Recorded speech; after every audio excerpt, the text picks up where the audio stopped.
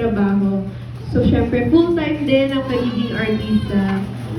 Everyday, taping kami, and then minsan papasukan pa yan ng mga photoshoots, promotions, small shows, lahat-lahat talaga. So, full schedule talaga.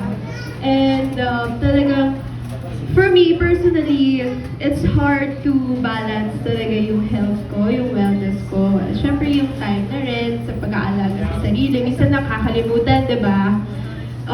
But then, of course, with our JC Organic Barley, everyday ko po yan iniinom. And yung, of course, meron din tayong collagen. Hindi ako nawawala ng collagen. Hindi tayo kami tumandang pangit. Kaya thankful tayo sa JC dahil meron siyang barley collagen. So, ina-alternate ko yan. And then, I feel so much lighter, healthier, and talagang I feel so more energized. And a little share lang din, a few years, I was diagnosed with endometriosis. So, if hindi niyo po alam yun, it's like PCOS. A lot of women, maraming nagkakaroon ng gano'n. So, nagkaroon ako ng gano'n, which is, I think I have 5 cm na cyst with my left and then right, talagang meron po akong mga cysts. But then, syempre, I took medications, hindi naman mawawala yung medicines and all.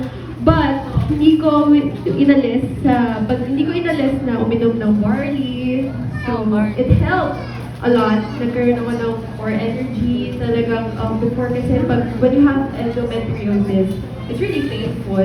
Kahit when I start taking all my medicines, my medication, syempre sa trabaho ko, hindi ako pwedeng mahina ang aking immune system, ang aking katawan.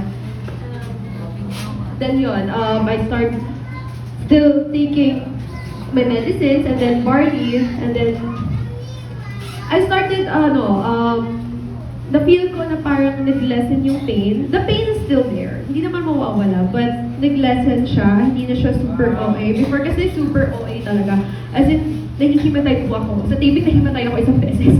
Nakakaya sa director, doon pa naman si Dennis Trillo, oh my gosh.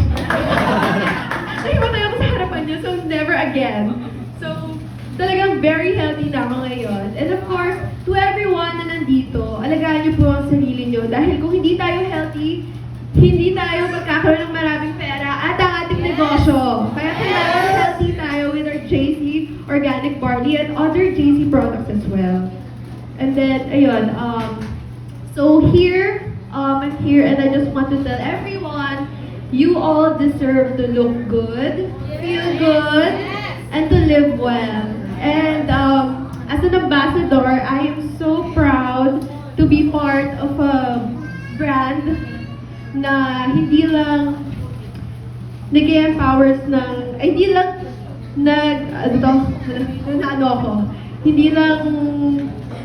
hindi lang about all the products and all, it inspires us, empowers everyone, hindi lang sa products, but and also sa buhay, syempre. So, kailangan lahat tayo stay healthy, and alagaan niyo po lahat ng sarili niyo, and lalaban tayo with JC. So, yun. Thank you for having me.